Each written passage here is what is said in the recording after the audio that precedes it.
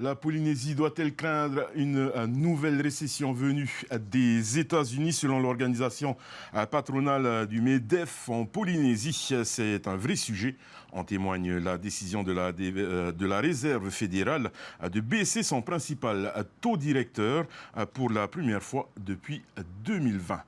Les explications d'Athéna Mikam. C'est une première depuis la crise Covid. La Fed, la Banque centrale des États-Unis, vient d'annoncer mercredi une baisse significative de son taux d'intérêt général de 0,5 points. Objectif, stimuler l'économie américaine, ralentie par les hausses successives des taux d'intérêt mises en place pour freiner l'inflation consécutive de la Covid. En augmentant les taux directeurs, on calme la consommation des gens et du coup ça calme la pression à la hausse sur les prix. Donc les prix arrêtent d'augmenter. Mais évidemment le problème c'est que ça calme aussi les ventes des entreprises. Donc les entreprises vendent moins et donc la croissance économique en fait vit assez mal, quoi, hein.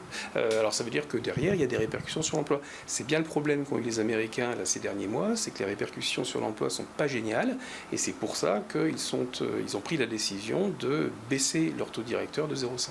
Les États-Unis choisissent donc de desserrer leur politique monétaire, une décision qui inquiète jusqu'en Polynésie française. Selon le président du MEDEF, cela augure une récession qui ne nous épargnera pas. Pour Steve Amblin, il est nécessaire de soutenir la croissance économique du pays, notamment à travers de gros investissements et donc de l'emploi.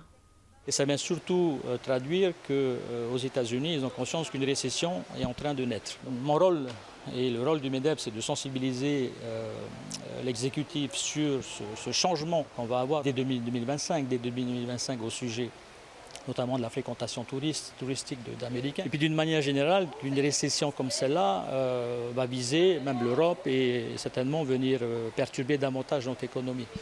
On aurait souhaité que le pays mentionne et propose justement des ajustements face à ce qui arrive. Du côté de l'exécutif, justement, on préfère nuancer cette vision. Ça contrarie un petit peu ma position qui consiste à rassurer les entreprises parce que c'est de nature à créer un climat anxiogène pour les entreprises, donc c'est pas bon pour l'investissement et l'embauche. Pour couronner le tout, j'ai fait vérifier ces assertions par les experts de l'ISPF et même de l'IOM. Le dossier est même monté à Paris, qui me disent qu'effectivement, il y a quelques signaux défavorables qu'on aperçoit sur la scène internationale, notamment la baisse des taux directeurs de la Banque fédérale américaine.